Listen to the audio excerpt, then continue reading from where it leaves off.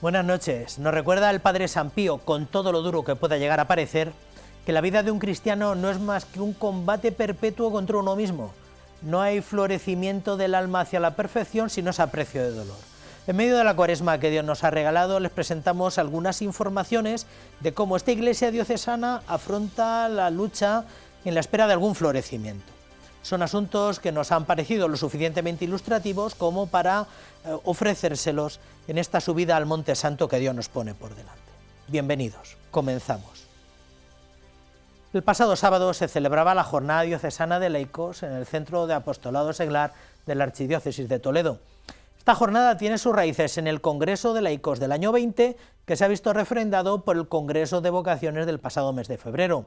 Con este tipo de puntos de encuentro y reflexión se quiere contribuir a profundizar en la vocación laical para hacer frente a los desafíos del momento presente. El señor arzobispo recordó la necesidad de una vida de oración y de intimidad con Cristo para poder estar en las entrañas del mundo. El Centro Diocesano de Apostolado Seglar en la parroquia de San Julián de Toledo acogía el pasado sábado 8 de marzo la Jornada Diocesana de Laicos. Convocada por la Vicaría Episcopal para Laicos, Familia y Vida, como referencia tenía el Congreso de Laicos del año 2020 y el Congreso de Vocaciones celebrado el pasado mes de febrero en Madrid. Nos reunimos hoy con un propósito fundamental, el de seguir profundizando en nuestra vocación laical, seguir discerniendo juntos cómo el Señor nos llama para ser testigos vivos de su amor en el mundo. Cada uno de nosotros ha recibido el don del bautismo, una gracia que nos incorpora a la Iglesia y que nos hace partícipes de su misión. Pero este don no es solo un regalo, sino que también es un compromiso. El señor arzobispo de Toledo participaba en la primera parte de la jornada y en su saludo se refirió a la necesidad de santificarnos a través de nuestra vocación. Para mí, ¿cuál sería el gran acierto que ha tenido el Concilio Vaticano II? Y que yo creo que es por lo que no nos lo acabamos nosotros de creer, y está en el Vaticano II, que para ser santo nadie se tiene que salir de su vocación. Me santifico siendo cura, me santifico siendo laico, me santifico siendo consagrado, siendo lo que soy.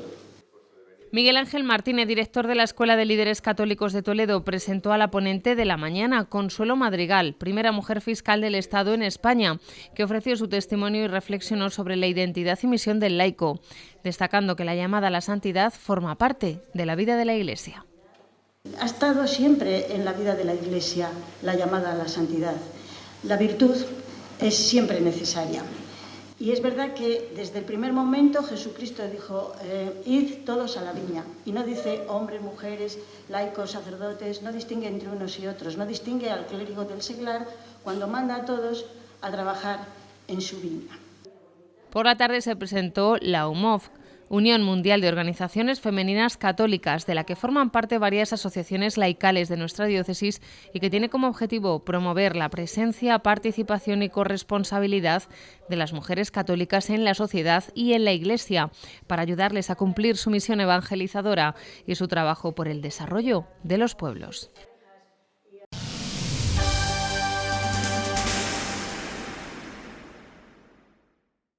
Tal y como les anticipábamos la semana pasada, el señor arzobispo celebró el primer domingo de Cuaresma con la celebración del rito de la elección en la catedral.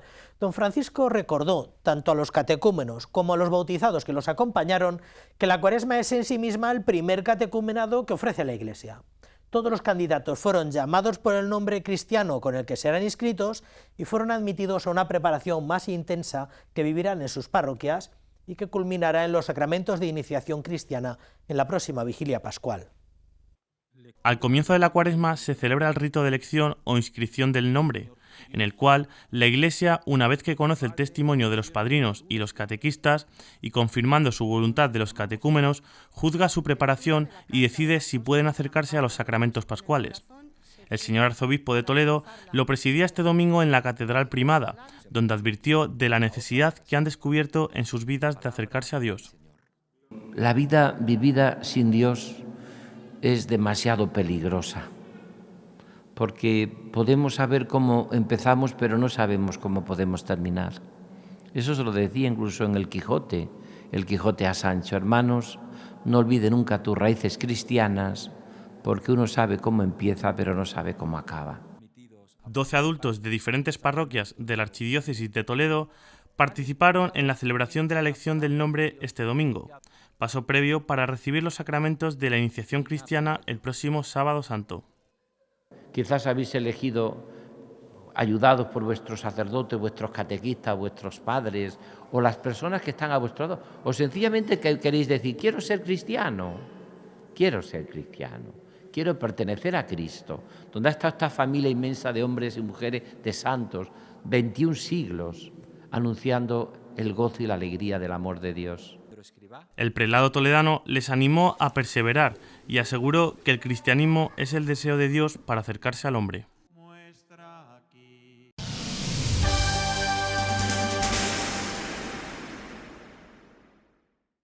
Esta semana se llevaban a cabo las charlas cuaresmales con las que todos los años por estas fechas los trabajadores de la archidiócesis se esfuerzan por entrar en sintonía cuaresmal.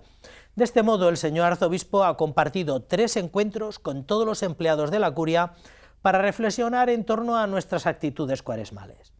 La transmisión de la fe, la falta de presencia pública, cómo ofrecer respuestas evangélicas y la tentación de no dejarse llevar por la rutina y el cansancio son las 4 corazonadas para un camino sinodal que ya está en marcha. Cuando se cumplen 25 días del ingreso del Papa Francisco en el Hospital Gemelli, la Iglesia sigue rezando y orando por el Papa Francisco. En la Plaza de San Pedro, en las grandes catedrales y basílicas, pero también en todas y cada una de las iglesias repartidas por todo el planeta, en comunidades de religiosos y religiosas y también en otras realidades eclesiales. Así ocurre y viene ocurriendo en la Archidiócesis de Toledo, tal y como ha señalado esta mañana el señor arzobispo.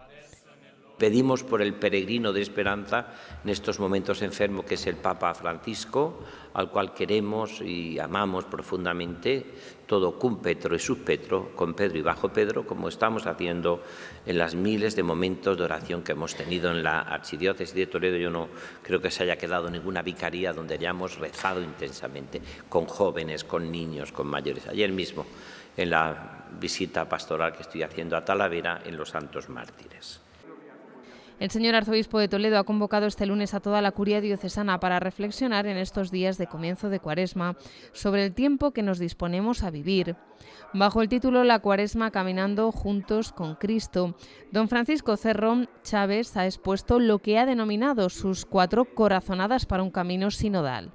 La primera de ellas es la referida a la transmisión de la fe en la sociedad actual, una transmisión que ha cambiado significativamente en los últimos años. ¿Cómo transmitir la fe hoy a nuestro mundo? Cuando se ha roto la transmisión habitual que era la familia. Ya en la familia no se transmite la fe. Eso tenemos que ser realistas, o muy poca fe se transmite en la familia. Es verdad que tenemos realidades muy vivas en la diócesis, hay muchos movimientos familiaristas, tenemos, gracias a Dios, ahora todo lo que ha habido en Fátima, con tantas familias, con tantos, la que tenemos en agosto, de todo, también con cientos o miles de personas, pero es verdad que se ha roto. ¿Cómo recuperar? La segunda de las corazonadas se refiere a la falta de presencia de los cristianos en la vida pública, una reflexión que se hace a nivel mundial, pero que don Francisco ha aterrizado también en lo diocesano. Probablemente la diócesis de Toledo haya tenido en otros momentos, con otros arzobispos y con otras, mucho más presencia en la realidad pública, mucho más. Quizás no hemos sido capaces, pero está clarísimo. O si lo que a veces sale de nosotros son las pequeñas cositas que podemos tener como todos y que realmente no tienen que ser significativas. Sin embargo, cantidad de cosas que se hacen, pues no aparecen prácticamente, no tienen casi ninguna repercusión. Los otros 2 puntos de esta charla son los referidos a la responsabilidad de ofrecer respuestas evangélicas a la luz del corazón de Jesús, asumiendo que la Archidiócesis de Toledo ha sido y es muy bendecida con excelentes pastores. Y por último se ha referido a la acedia, la necesidad de superar la tentación de dejarse llevar por la rutina y el cansancio pastoral. Al término de la reflexión del señor arzobispo, don Francisco César García Magán ha tomado la palabra para hacer una breve intervención sobre lo que significa ser curia diocesana a caballo entre la colaboración y el servicio de todas las personas que están en estas funciones. Esa colaboración tiene que implicar una comunión afectiva y efectiva, en primer lugar con el arzobispo, que es el pastor de nuestra iglesia particular, y por lo tanto, pues si colaboramos aquí, si trabajamos aquí, tenemos que sentirnos en comunión con él y asumir esa comunión como un elemento fundamental, básico, de nuestro trabajo y de nuestro servicio en la curia diocesana. Monseñor García Magán ha destacado que tanto el servicio como la colaboración son el mejor ejercicio de la sinodalidad.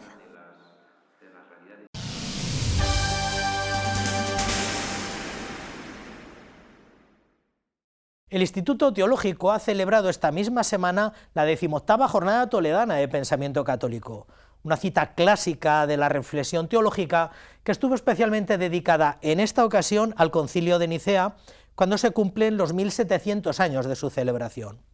Desde la organización invitaban a acercarnos a una jornada conmemorativa y también formativa, en la que contaron con un buen elenco de cristólogos que abrieron nuevas perspectivas sobre la importancia y la actualidad de la fe confesada en el primer concilio ecuménico.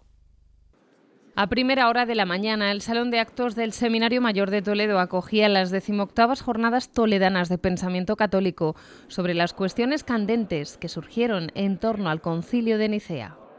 Allí, donde se ubicaba el Palacio Imperial de Verano, del 20 de mayo al 25 de julio del año 325, se celebró el Concilio de Nicea, primero de los ecuménicos, para proclamar y definir, superando cualquier intento contrario, la divinidad de Jesucristo. En su saludo, el señor arzobispo de Toledo ha recordado el valor de este primer concilio ecuménico. Este gran concilio donde pues, se expresa la fe de la Iglesia siempre ha sido la misma. Jesucristo es verdadero Dios, verdadero hombre, 100% humano, 100% divino. Siempre las herejías tratarán de quitar algo a la divinidad o tratar diciendo que es un eón de la divinidad o del sol, como decía Nestorio, o quitarle que no era tan humano como los docetas, ¿no? El realismo de la encarnación en la dimensión cristológica de Nicea ha sido el tema de la intervención del obispo de Córdoba, don Demetrio Fernández. Se trata de hablar del Concilio de Nicea, pero no solo desde el punto de vista académico, que será fundamentalmente en lo que yo me detenga, sino no olvidemos que estamos profesando la fe de la Iglesia. Al mediodía intervenía don José Rico Pavés para presentar la redención en la dimensión soteriológica de Nicea, y la jornada ha concluido con la conferencia sobre la divinidad de Cristo hoy a la luz de Nicea, a cargo de don Raúl Orozco Ruano, secretario general de la Universidad Eclesiástica de San Dámaso.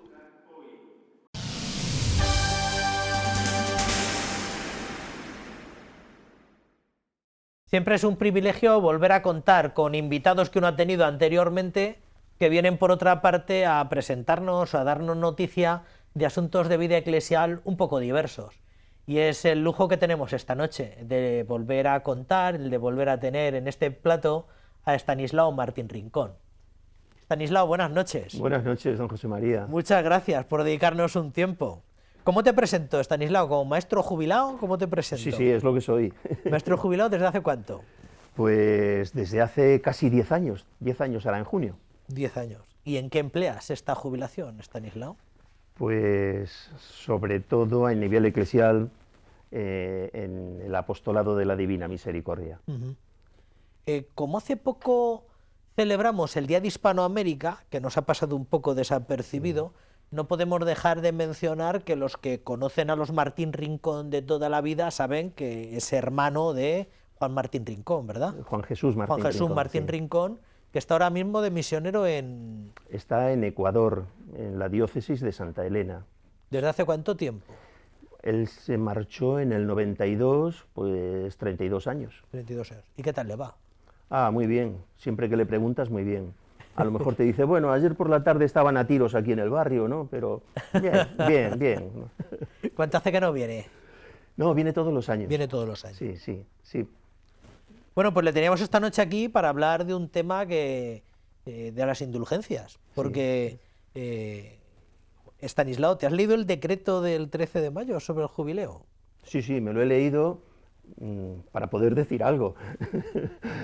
Porque ahora el apostolado de la misericordia, la divina misericordia en general y tú en particular, estáis haciendo como una pequeña divulgación de todo lo que tiene que ver con las indulgencias jubilares y con todo esto. Cuéntanos. Claro, es que el jubileo, cualquier jubileo, son acontecimientos de misericordia, además muy fuertes, muy fuertes. Y es como podemos entenderlo si ahondamos un poquito en el concepto de jubileo, ¿no? Es una remisión no solamente de los pecados, sino de las culpas anejas a esos pecados. Entonces, es una gracia extraordinaria que la Iglesia nos ofrece, aunque también es verdad que cada día podemos ganar indulgencias de manera privada. Sí. Lo primero que me llama más la atención, o lo primero que me apuntaba, será el interés que queda evidente que tiene la Iglesia por las citas jubilares. Por lo menos cómo se ha incrementado de un tiempo a esta parte, o que se ha fomentado cada vez más la devoción por todo esto. Sí, sí, sí, eso es un dato constatable por los jubileos que se han celebrado a lo largo de la historia. El primer jubileo comienza en 1390, se convoca y se realiza en 1390, y hasta 1475 no hay regularidad en la convocatoria de los jubileos. A partir de 1475 y hasta 1925 se celebran cada 25 años de manera regular, es decir, 4 por siglo. 1600, por ejemplo, 1600, 1625, 1650, 1675, 1700, etc., ¿no? Y así ha venido siendo hasta 1925. De 1925 a 2025, es decir, en este siglo que llevamos, desde 1925 hasta ahora, la Iglesia ha convocado 8 jubileos, Caramba. Incluyendo el de 1925 y el actual. Esto da que pensar, ¿no? ¿Qué pasa aquí? Esta regularidad de cada 25 años se ha roto en estos últimos... No se ha roto porque se siguen convocando 25, sí, 50, sí, 75, pero se añaden otros. En 1933 hubo uno, en 1983 hubo otro, en 2016 hubo otro. Es decir, hay algunos jubileos fuera de esa regularidad. ¿Qué quiere decir esto? Hombre, es un mandato del Señor interpretar los signos de los tiempos, y sí, esto es un signo de nuestro tiempo, ¿no? Sí, sí. Además es un mandato severo. Sabéis reconocer los signos que os da la naturaleza y no sabéis interpretar el tiempo presente. Claro. Bueno, pues a mí me parece que estamos más necesitados de misericordia. Sí. Porque el jubileo lo que nos trae sobre todo es la gracia jubilar, que es gracia de misericordia. Es un abrir por parte de la Iglesia los tesoros espirituales para darlos y repartirlos a manos llenas a todos aquellos que queramos acogerlo. Incluso los cristianos de España tenemos la impresión que las citas jubilares, los años santos, se han multiplicado, si se me permite, a nuestro alrededor. Cuando éramos niños era Roma, Jerusalén y Santiago de Compostela, y después apareció Santo Toribio, ¿no? Sí. Después Urda, que fue un acontecimiento. Ese ha sido el último. Ha sido el último, Urda. De jubileos permanentes. Permanentes. Pero Caravaca también, ¿no? Caravaca de la Cruz lo tiene cada 7 años. Sí. Cada 7 años. ¿Y alguno más en España, además de Santiago? Sí, la Urda? Santa Faz de Alicante. El santuario de la Santa Faz en Alicante también tiene concedido un jubileo periódico cada vez que el día de la Santa Faz, que, bueno, no recuerdo ahora exactamente cuándo es, pero Santa Faz el 17 de marzo. También tiene, cada vez que el 17 de marzo cae en domingo.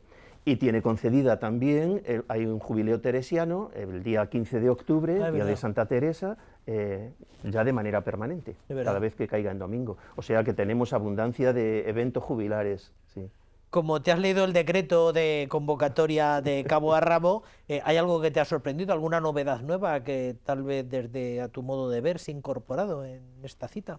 Sí, sí, sí. Una es la apertura que hace la Iglesia para poder conseguir lo que es la gracia jubilar, la indulgencia plenaria, que es la sustancia del jubileo, esa es la clave, ¿no?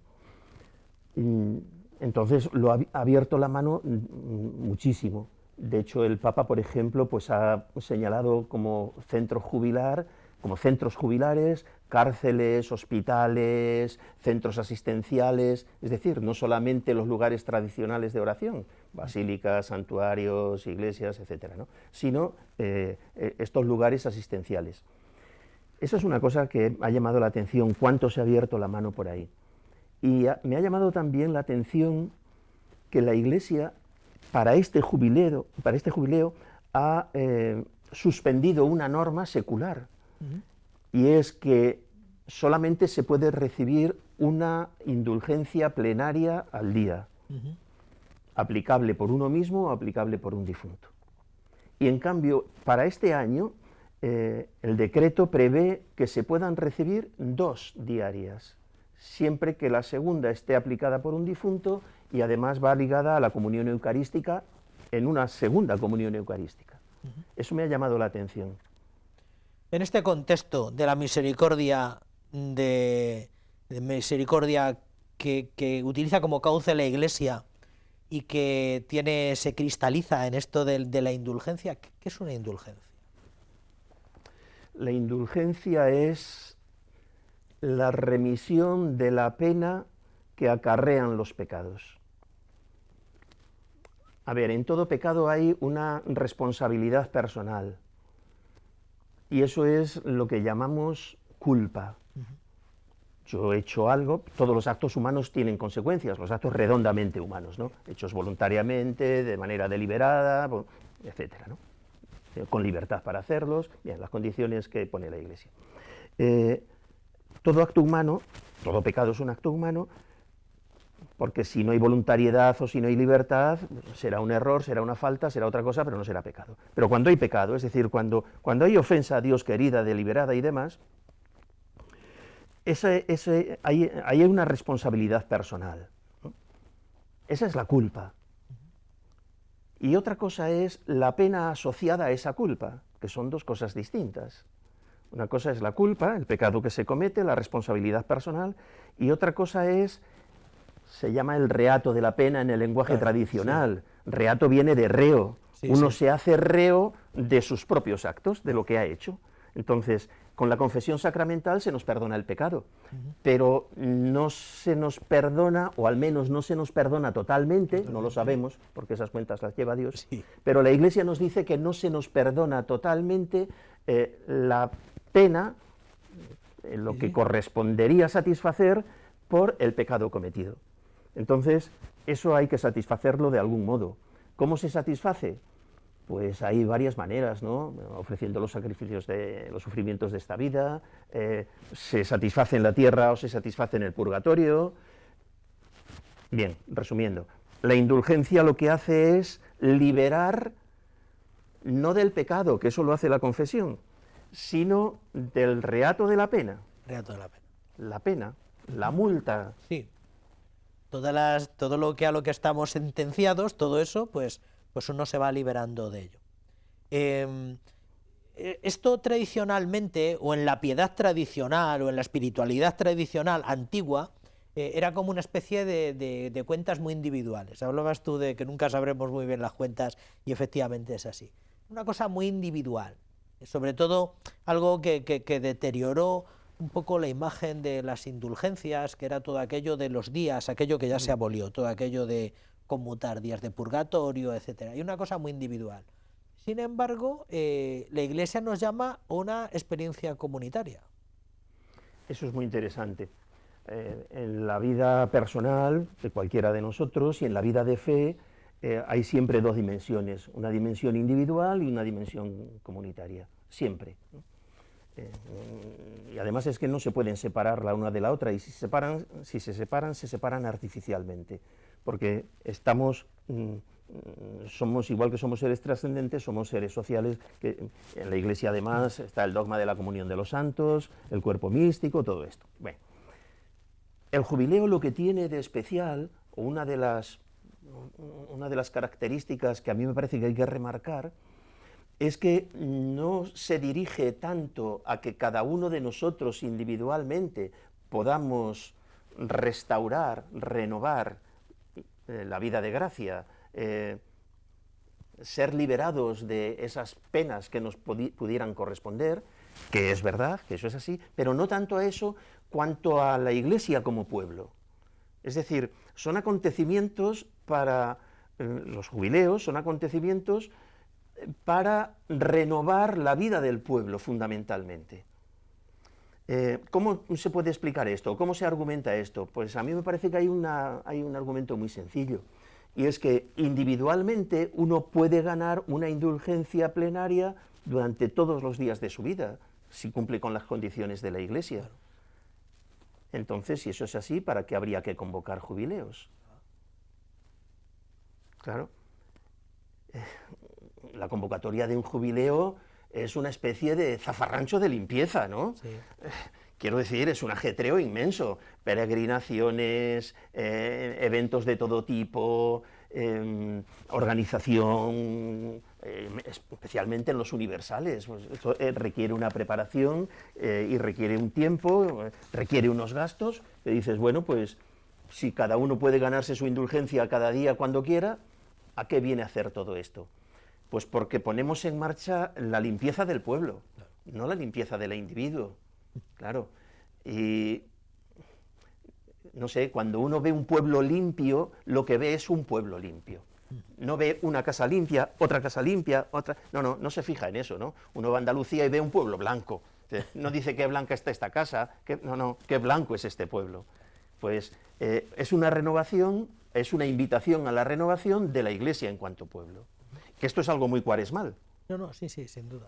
Y que nos ayuda mucho, porque a menudo apuntamos en la pastoral diaria que cuando llega el día de difuntos, ¿no? Que bueno, visitar el cementerio y hacer algo en sufragio por los difuntos, la piadosa visita al cementerio con las debidas condiciones, pues consigue indulgencia. Y hablamos de indulgencias muy puntuales, que lo que dice es que de las que uno puede disfrutar en cualquier circunstancia. ¿Qué diferencia hay entre el disfrute puntual de algunas indulgencias de estas ocasiones a las que nos llama la Iglesia, ¿no? Que es una especie como de llamada a todo el pueblo de Dios, para que todo el pueblo quede limpio?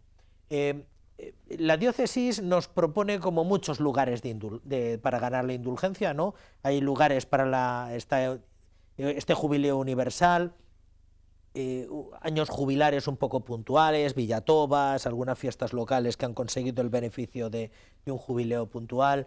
Está por acabar el santuario de San José en Talavera, el jubileo de San José. Pero ¿qué actos concretos, Estanislao, nos pueden ayudar a los cristianos? Yo no sé, sería innumerable el catálogo, pero ¿qué actos concretos para disfrutar de la indulgencia, para beneficiarnos de la indulgencia? A nivel individual, pues como no me lo sé de memoria, voy a echar mano de los papeles. Son muchos, y yo he recogido solamente algunos, ¿no? Sí. Recepción piadosa y devota de la bendición del Papa, aunque sea por los medios de comunicación social en directo. Siempre se transmite la bendición Urbi et Orbi el día de Navidad y el día de Pascua de Resurrección, ¿no? Visita un cementerio entre los días 1 y 8 de noviembre, que acaba de citar, aunque esa indulgencia es solamente aplicable por las almas del purgatorio. No se la puede aplicar uno a sí mismo. Quizá convenga decir, no lo sé, don José María, las indulgencias se las aplica uno a sí mismo o las aplica por un alma del purgatorio, conocida o desconocida. Bueno, conocida no sabemos porque no sabemos quién está, pero quiero decir a un difunto conocido, a un difunto de la familia, o simplemente a alguien que esté en el purgatorio, aunque no lo conozcamos, ¿no? Pero no se pueden aplicar por una persona viva. Claro. La indulgencia supone un rechazo absoluto del pecado, es la gran exigencia de la Iglesia.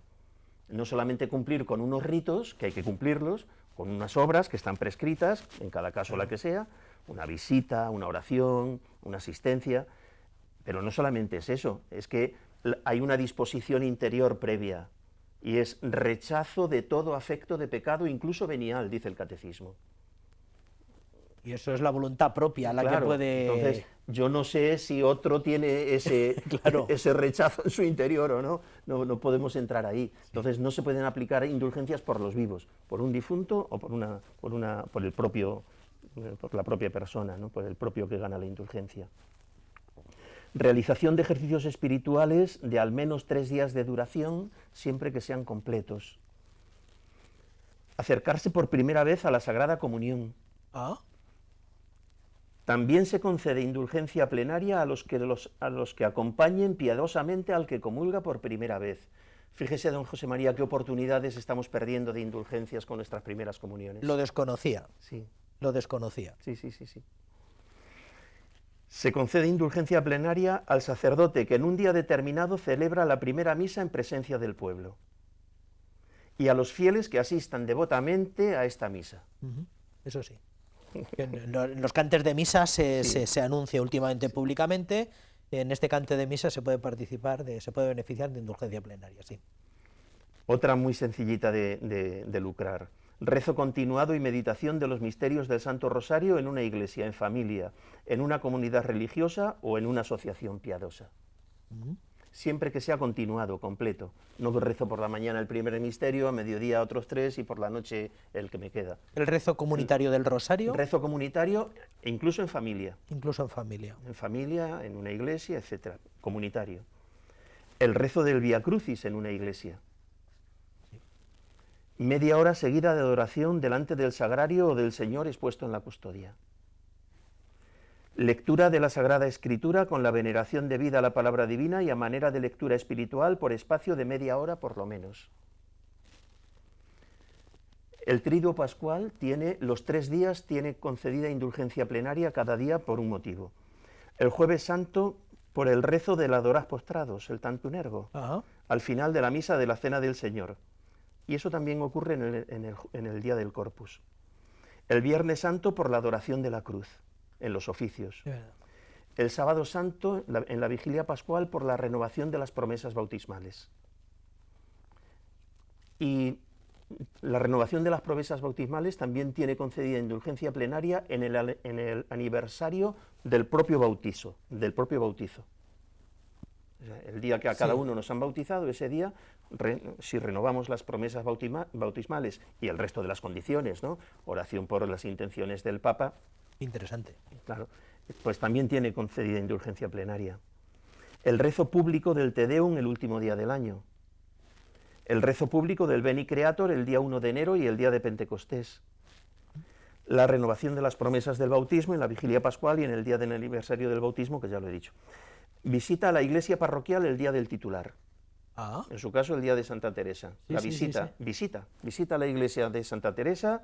Bueno, toda indulgencia va asociada a una comunión eucarística, es lo propio. Confesión, comunión, claro. Rezar por las intenciones del Papa. La confesión no tiene por qué ser diaria, pero la comunión sí. Para cada indulgencia es una comunión. Con una confesión no hay un número de días determinado, pero vamos, unos cuantos antes, unos cuantos después, y con una sola confesión pueden ganarse varias indulgencias. Visita parroquial entonces el día del titular, de igual modo el día 2 de agosto. El día 2 de agosto, la porciúncula. Ese día tiene concedida indulgencia plenaria la visita a cualquier iglesia parroquial.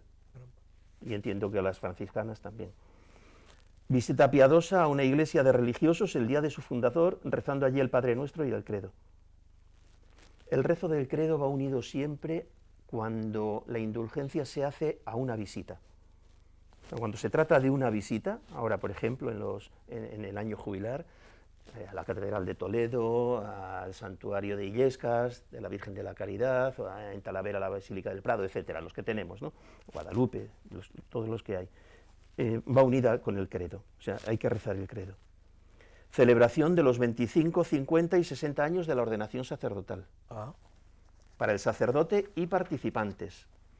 Participación devota en el solemne rito eucarístico con el que suele concluirse una reunión. El segundo domingo de Pascua, domingo de la Divina Misericordia, esto lo he cogido textualmente del decreto de concesión de indulgencia a este día, de 2002. Pues se concede indulgencia plenaria al fiel que en cualquier iglesia u oratorio con espíritu totalmente alejado del afecto a todo pecado, incluso venial, participe en actos de piedad realizados en honor de la divina misericordia. Se reza una coronilla, por ejemplo, o se venera la imagen, o actos de piedad organizados en torno a la divina misericordia. O al menos rece en presencia del Santísimo Sacramento de la Eucaristía, públicamente expuesto o conservado en el Sagrario, el Padre Nuestro y el Credo, añadiendo una invocación piadosa al Señor Jesús Misericordioso. Por ejemplo, Jesús Misericordioso, confío en ti. Muy bien. Un día muy relacionado con lo que tenemos entre manos en el apostolado, ¿no?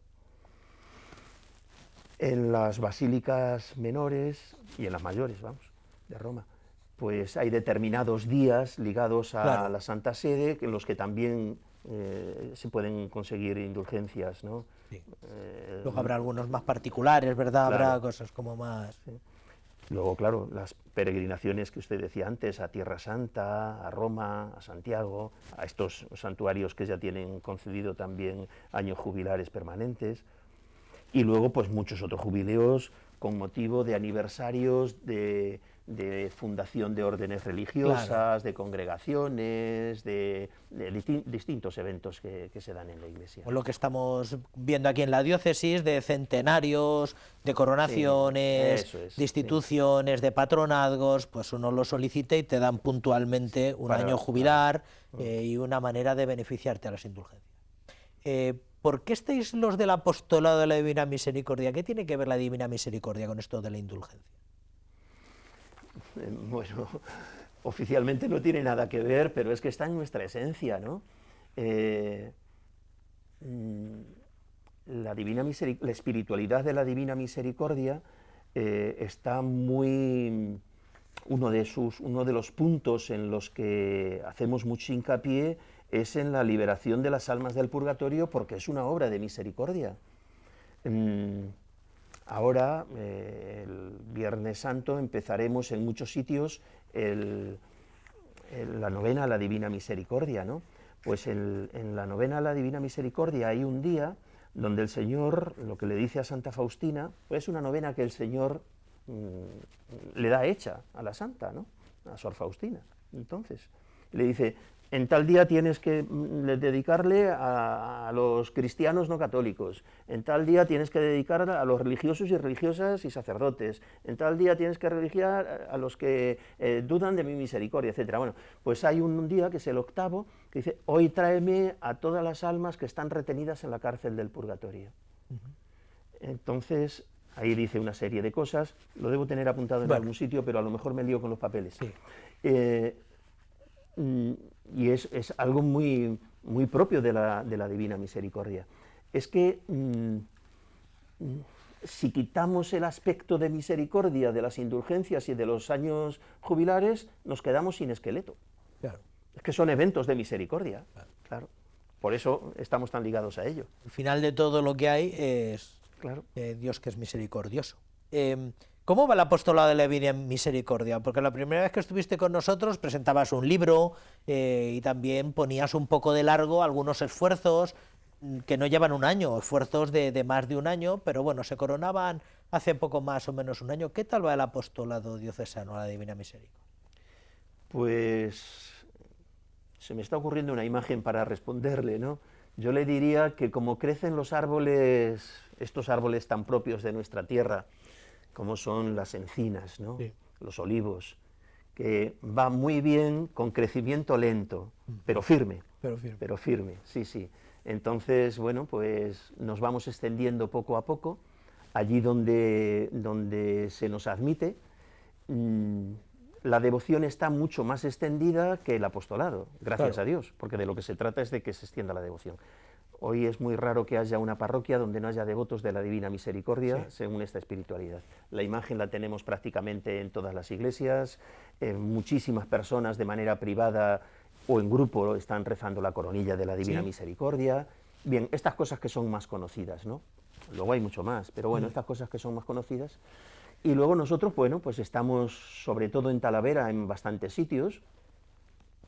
El sitio donde se está ejerciendo con más frecuencia es en el cementerio. en la capilla del cementerio de Talavera se está celebrando la Santa Misa todos los días, porque ahora hay un capellán encargado. Antes no había, era un párroco y la celebraba los domingos y en ocasiones puntuales, pero ahora todos los días.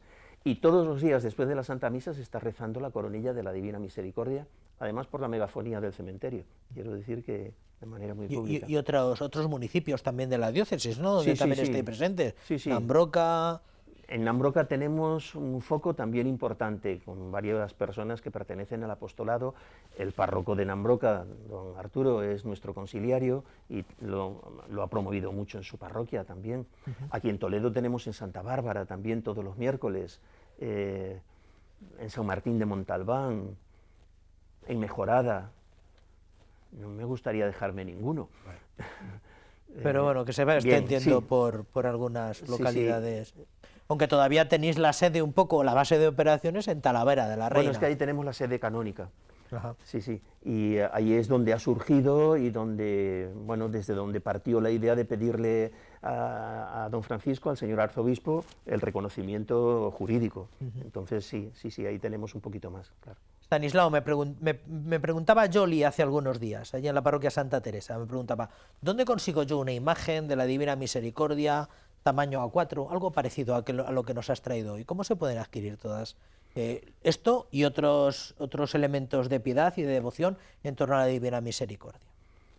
Pues lo más fácil es que se pongan en contacto con nosotros si quieren. Sí, tenemos una página web, divinamisericordiatoledo.es, y tenemos también material que podemos ofrecer a cualquier sitio.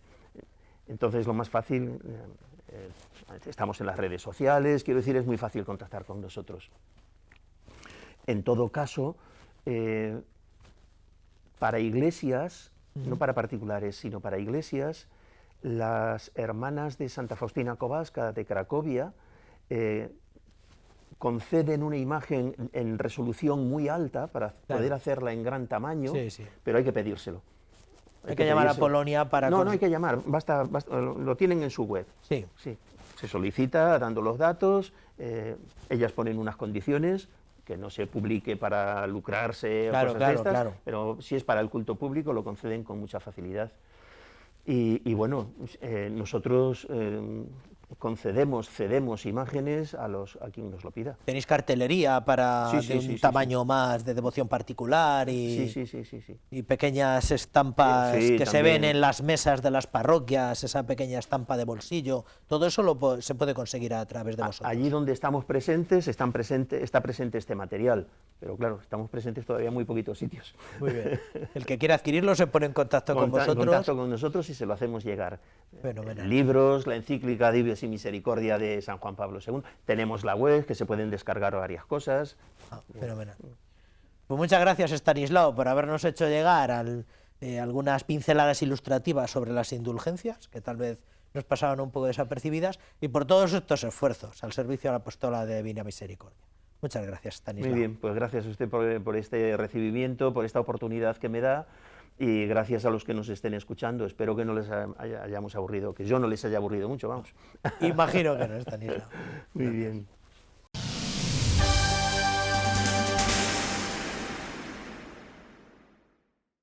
El señor arzobispo llama a todos los diocesanos una cuaresma más a ejercitarnos en la limosna penitencial. Por quinto año consecutivo, don Francisco impulsa este ejercicio cuaresmal que se debe concretar en un servicio de caridad, para evitar quedarnos en teorías y bajar al plano de la conversión, que también pasa por el bolsillo, por compartir con los más pobres y necesitados. Este año irá destinada al Hogar 2000, una gran obra de la Iglesia diocesana que sirve a los más pobres y nos invita a aportar esa limosna con el fin de ayudar a todos estos que viven en las periferias. Al comenzar la Cuaresma, la imposición de la ceniza es una llamada al ayuno, la oración y la penitencia. En definitiva, una llamada a la conversión que conduce a la caridad en la entrega generosa a los que más sufren. Por ello, el señor arzobispo de Toledo impulsa un año más la campaña Limosna Penitencial. Es una iniciativa mía, personal. O sea, es decir, que está, por cierto, en el sentir de la Iglesia. Yo sé y me consta que en Latinoamérica hay muchísimas diócesis que lo hacen. es un poco potenciar lo que es la limosna penitencial en este tiempo que prevalece las celebraciones comunitarias de la penitencia, prevalece las confesiones, prevalece todo aquello que nos hace volver al corazón del Señor, a su misericordia. Los donativos se recogerán al acabar la Cuaresma y en esta ocasión irán destinados a uno de los proyectos más consolidados de Cáritas Diocesana. Las residencias de la Archidiócesis de Toledo y la Casa Sacerdotal han sido el destino de esta iniciativa años anteriores. 2 años de cámaras residencias nuestras que habían tenido después de la pandemia, habían quedado con bastantes dificultades económicas y después también por la casa sacerdotal, hicimos en el año de los sacerdotes y este año, al cumplirse 25 años también del anterior jubileo de Roma, el año 2000, el cardenal Álvarez pues hace esta gran obra que es la obra del Hogar 2000. Como signo del gran jubileo del año 2000, 5 años después comenzó la construcción de estas instalaciones, que cuentan con 29 plazas para enfermos de VIH y personas en exclusión social, y donde se trabaja para mejorar aspectos como la higiene y el autocuidado, el apoyo psicológico y emocional y fomenta la autonomía personal. Es una de las grandes obras sociales y caritativas que tiene la diócesis. Por tanto, al cumplirse 25 años me parecía muy hermoso que en todas las parroquias, en todas las comunidades, se hiciesen esta colecta o esta motivación para la limosna para poder ayudar a esta gran obra de Cáritas.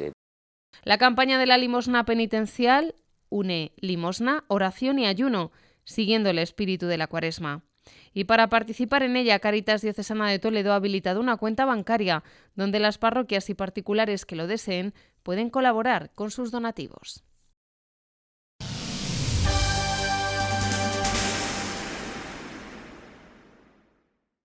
La Catedral de Toledo celebra este sábado una jornada en la que, bajo el título Puerta abierta a la caridad y la misericordia, la primada, los visitantes podrán realizar un itinerario por el claustro y otras ubicaciones emblemáticas del templo en las que se mostrará la acción caritativa de la catedral a lo largo de los siglos.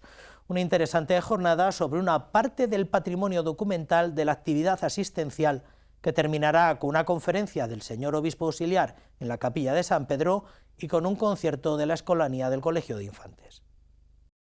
El ejercicio de la caridad es inherente al ser de todo cristiano, está en los evangelios y está en el hacer diario de instituciones como la Catedral Primada. El archivo capitular conserva la memoria de la institución y en ella existen numerosos testimonios de la preocupación que la catedral mostró hacia los grupos menos favorecidos, desde los trabajadores que desarrollaban su labor en el templo privado. Fernán García, que se cae de un andamio y muere. Entonces hay un documento que te lo especifica porque hay una carta de pago a su mujer para que continúe pagándola como una pequeña pensión por viudez. Además, solían pagar cuando llevaban tanto tiempo trabajando en la catedral. Hasta las mujeres que también trabajaban. Está claro que la mujer trabajaba, pero que trabajaba la mayoría de las veces sin obtener una remuneración. Entonces eso era lo habitual en el antiguo régimen. Lo sorprendente o lo menos habitual es que estas mujeres vinculadas o que nos las encontramos en el ámbito de la catedral recibían un salario por determinados trabajos. También la atención a los niños que se dejaban abandonados en el templo. Aquí, antes de haber el hospital, enfrente de la capilla de San Pedro, había una piedra donde se dejaba a los niños. Dentro de la catedral lo llamaban los niños de la piedra, los niños abandonados. Y en estas instituciones lo que había era un torno igual que hay en los conventos, un torno donde uno podía ir por la noche normalmente y dejaba el niño, llamaba, se iba. Pero era algo, desgraciadamente, muy habitual.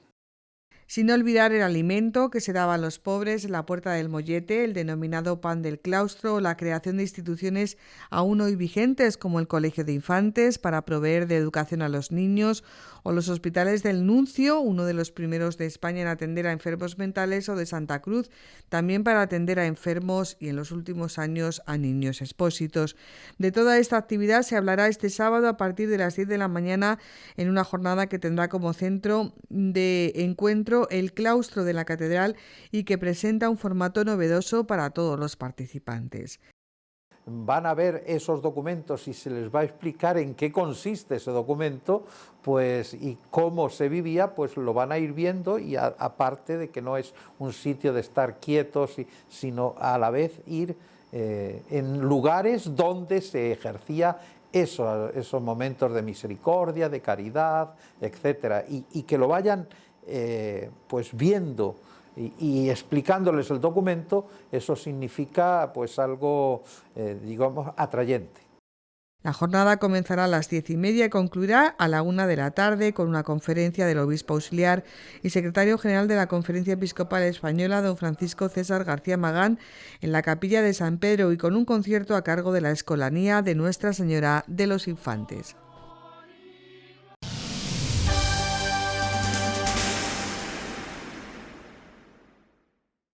El solicitadísimo Salón de Actos del Colegio de Infantes acoge este fin de semana la fase diocesana del Festival de la Canción Misionera.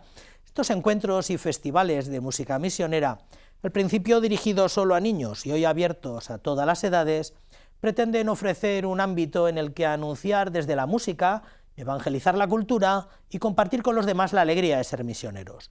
Nuestro siempre entusiasta e incansable delegado diocesano de misiones nos recuerda el lema para este año: Generación Esperanza.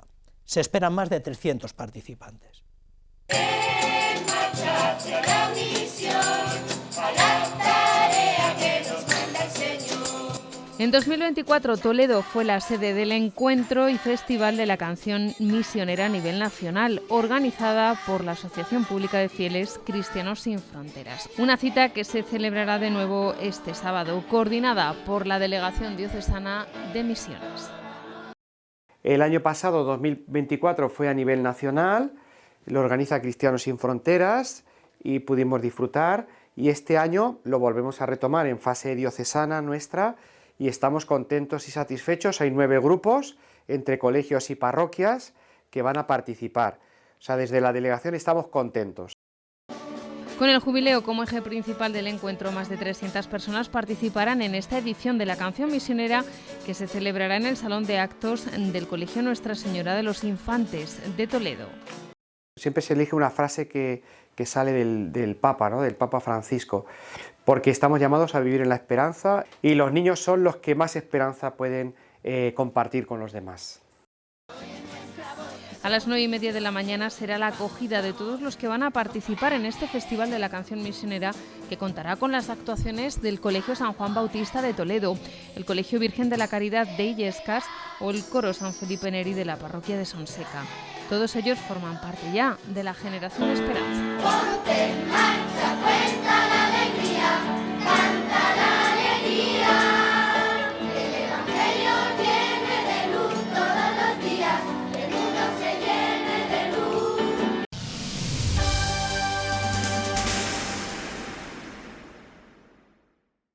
El pasado fin de semana recibió un reconocimiento más, que en esta ocasión vino de mano de la administración local, la inagotable Marisa Martínez.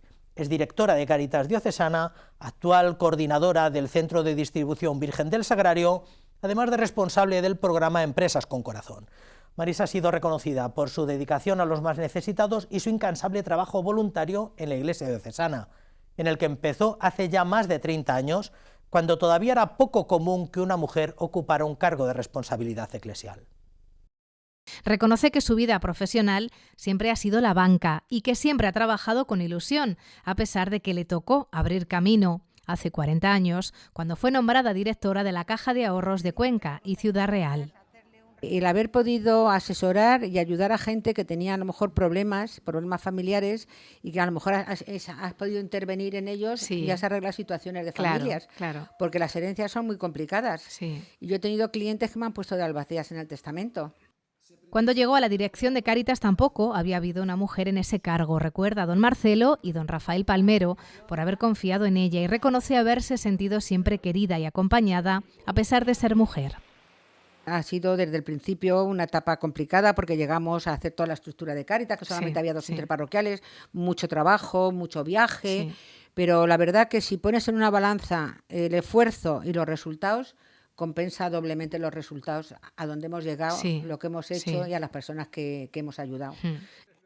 Y con este trabajo y esta implicación sigue Marisa Martínez al frente del Centro de Distribución de Alimentos Virgen del Sagrario y preparando la cita más inmediata, la Fiesta por la Mujer y por la Vida, que tendrá lugar el 22 de marzo y para la que esperan alcanzar los 1000 inscritos.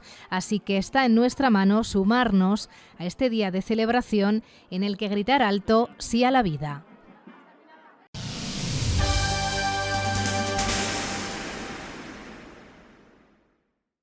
Durante esta última semana, la Fundación Madre de la Esperanza nos ha merecido toda la atención.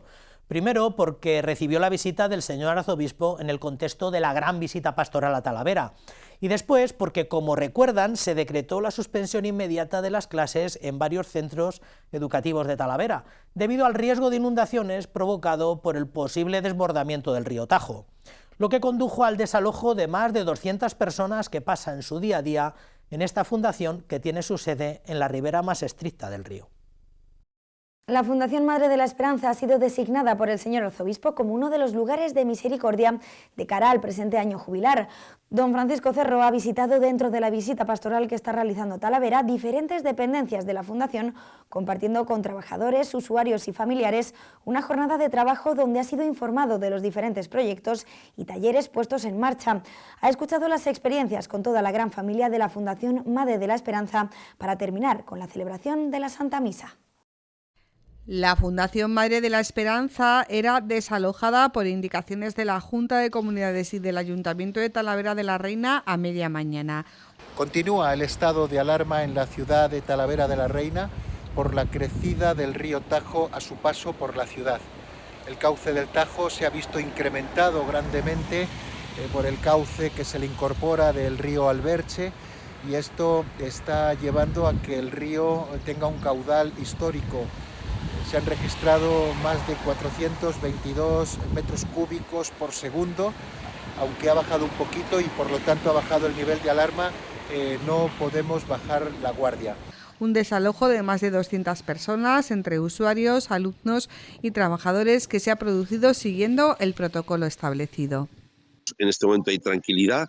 Nos han advertido desde el ayuntamiento que la preocupación era sobre todo para que en el mediodía, que es cuando se producen más desplazamientos, porque es cuando los padres vienen a recoger a los niños al centro educativo, y también el transporte público pues hace el reparto también de los usuarios de los demás servicios, pues esas horas, que es cuando se prevé que el nivel del Tajo va a estar más alto, pues no hubiera tanto tráfico ni tanto riesgo de acumulación de personas y de vehículos. Desde que se ha dado el aviso, los familiares han ido recogiendo a los usuarios del centro, y en el caso del centro de acogida de menores tutelados por la Junta, han sido trasladados a las dependencias de la Casa de la Iglesia en Talavera de la Reina. Son 14 los usuarios que hay del hogar de menores, y bueno, pues es un motivo de acción de gracias. Se ha hablado enseguida con don Raúl Muelas y con el arzobispo para informarle, y ellos me han pedido que nos pusiéramos en marcha para que fuera allí el lugar de acogida. Desde la Fundación quedan a expensas de lo que indiquen las autoridades competentes para volver a retomar con normalidad su actividad. La iglesia la tenemos cerrada por el peligro de las inundaciones, la alerta que ha dado el ayuntamiento, y por eso todo el parque está cerrado, los accesos.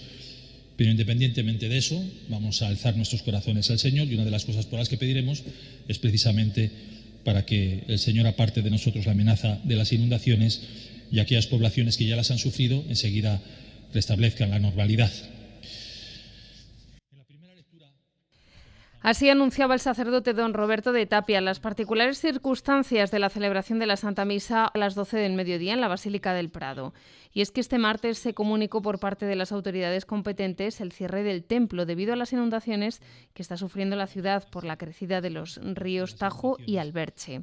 El rector de la Basílica del Prado, don Felipe García Díaz Guerra, ha confirmado a Canal Diocesano que quedan a expensas de las autoridades competentes, tanto Ayuntamiento de Talavera de la Reina como de la Junta de Comunidades, que son quienes tienen que decidir si se levantan o no las restricciones de acceso a los jardines del Prado y, consecuentemente, a la Basílica. Radio Televisión Diocesana seguirá ofreciendo puntualmente la Santa Misa a partir de las 12 del mediodía desde la Basílica de Nuestra Señora del Prado.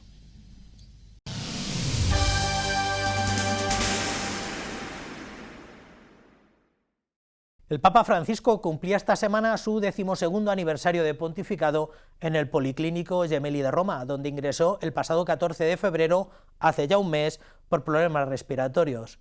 En febrero de 2023, Benedicto XVI sorprendió al mundo con su histórico renuncia a ocupar la silla de Pedro antes de cumplir 8 años al frente de ella.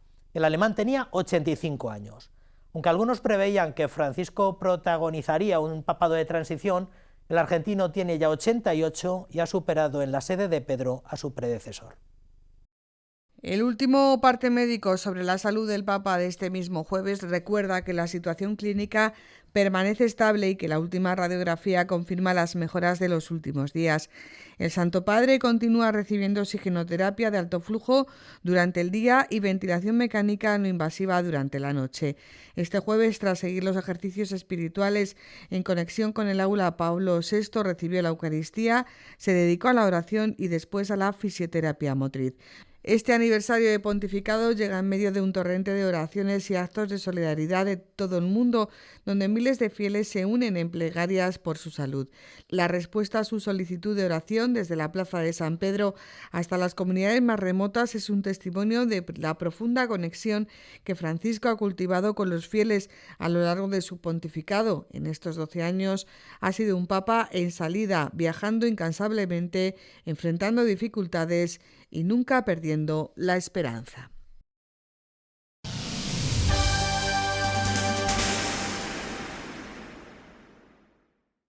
Muy bien, pues hasta aquí nuestra crónica eclesial. Todo esto y mucho más pueden volver a verlo en nuestro canal de YouTube. No nos cansamos de recordarles que disponemos de código Bizum para que nos hagan llegar sus donaciones. Si creen que los contenidos de este canal valen la pena y creen que podemos llegar a más gente y más lejos, solo tienen que acceder a Bizum, elegir hacer un donativo, indicar el código de la Radio Televisión Diocesana, que es el 10766, y enviar la cantidad que deseen sin necesidad de nada más. Eso será suficiente. Quédense ahora con lo más selecto de nuestra programación. Que tengan todos una buena y santa Cuaresma. Hasta la semana que viene.